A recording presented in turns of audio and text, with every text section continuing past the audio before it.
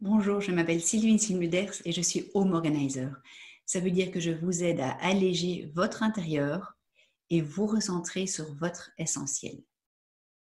Aujourd'hui, j'ai envie de vous parler de la réalisation d'un potager bio en lasagne.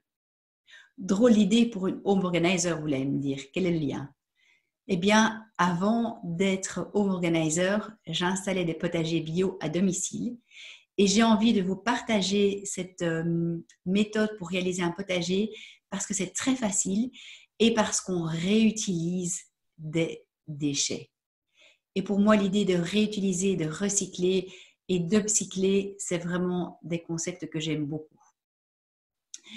Donc, comment ça se passe? C'est assez simple en fait. Il vous suffit, entre guillemets, d'avoir des matières brunes, carbonées et des matières vertes azotées. Et on va faire en fait le principe du compost, ce que je vous expliquerai dans une vidéo plus tard. Vous allez dans votre jardin trouver un endroit qui est bien ensoleillé, c'est-à-dire où il y a plus ou moins entre 6 et 8 heures d'ensoleillement direct. Ça, c'est vraiment important pour que les légumes poussent bien. Et là, vous allez commencer à mettre des matières. Donc, comme vous pouvez voir sur l'image derrière moi, on va commencer par mettre une couche de carton pour en fait tuer la pelouse qui est en dessous et en même temps pour permettre la nidification des vers de terre. Ensuite, vous allez alterner, donc comme quand on fait une lasagne chez soi, on alterne la sauce béchamel et la sauce tomate. Ici, vous allez le faire avec ces deux matières organiques différentes. Donc, après avoir posé le carton, vous allez commencer par mettre des matières assez grossières de couleur brune. Donc, qu'est-ce que c'est? Il y en a qui mettent des bûches, mais là, c'est conseillé de vraiment faire un trou dans votre terre. Mais sinon, si vous mettez des petites branches, de la paille, des feuilles mortes, enfin, toutes des choses en fait de matière brune, vous allez constituer votre première couche et c'est important de mettre environ 8 à 10 cm de matière. Ensuite, vous allez mettre une couche de matière verte ou azotée. Là, ça peut être de la tonte de pelouse, ça peut être aussi les déchets de votre cuisine. Et si vous avez déjà un compost qui est en cours de transformation, ça c'est nickel. Vous pouvez alors le poser comme deuxième couche sur votre potager. Ensuite, vous allez remettre une couche de matière brune. Donc là, ce sera des matières, idéalement des matières plus fines, mais ça peut être encore une fois des feuilles mortes, enfin les mêmes que pour la première couche. Ensuite, vous allez remettre une couche de matière verte. Alors, ce qui est très important, c'est chaque fois de bien arroser, chaque fois qu'on a mis une couche, de bien arroser. Et alors, au plus vous montez dans les couches, au plus ça devient fin. Et chaque fois, c'est intéressant de mettre 8 à 10 cm de matière, plus ou moins. Et quand vous aurez fini avec l'alternance de ces couches, vous allez mettre soit du terreau, soit du compost bien décomposé.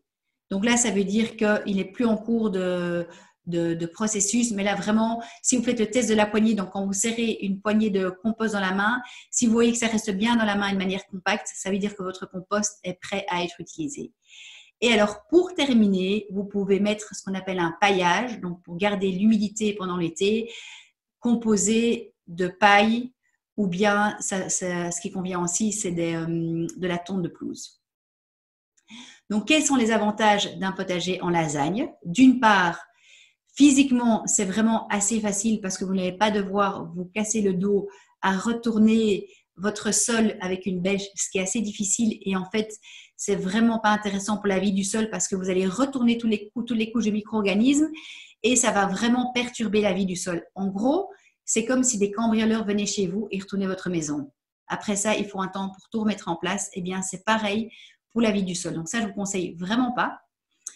Et l'autre avantage, eh bien, c'est qu'on réutilise de la matière pour faire pousser des légumes. Et donc, toute cette matière-là ne sera pas envoyée à l'incinérateur. Et en plus de ça, vous aurez des beaux légumes bio après qui vont pousser avec la satisfaction de les avoir fait pousser vous-même. Et ce qui est vraiment très, très agréable. C'est un vrai bonheur de faire pousser ces légumes, je trouve.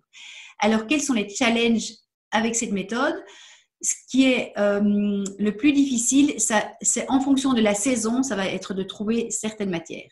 Je vous explique, en été, ça sera plus difficile de trouver des matières brunes au fond, telles que des feuilles au fond de votre jardin parce qu'il n'y en a plus beaucoup.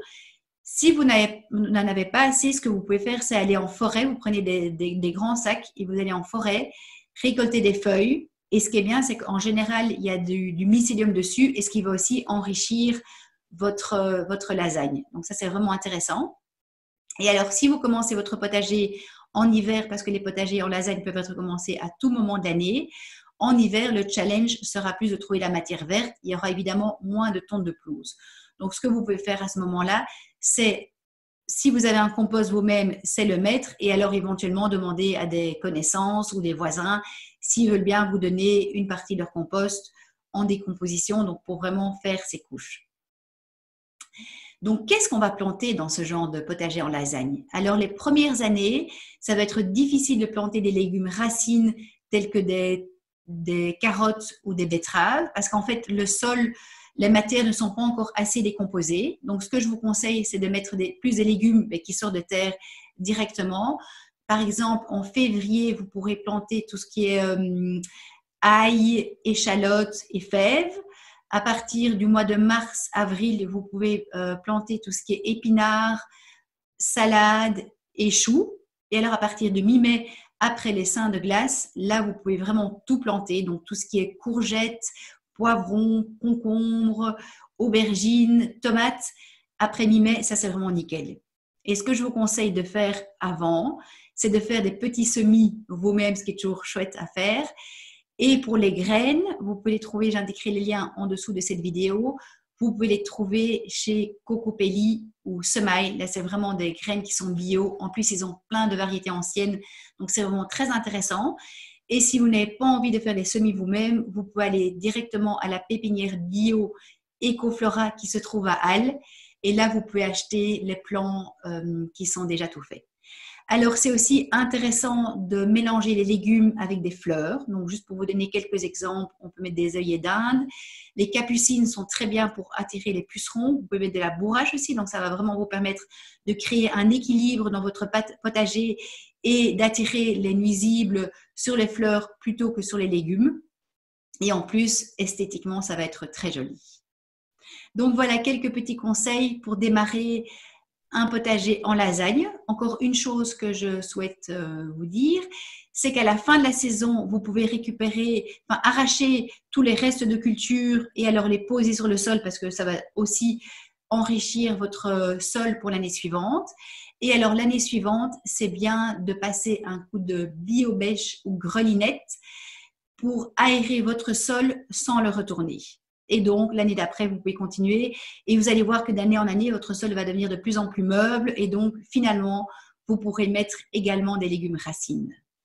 Donc voilà, amusez-vous bien parce que franchement, réaliser un potager, c'est vraiment fun. Avec cette technique de potager en lasagne, c'est vraiment facile.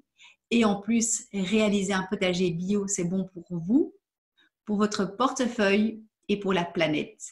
N'hésitez pas à partager cette vidéo s'il vous a plu et à bientôt!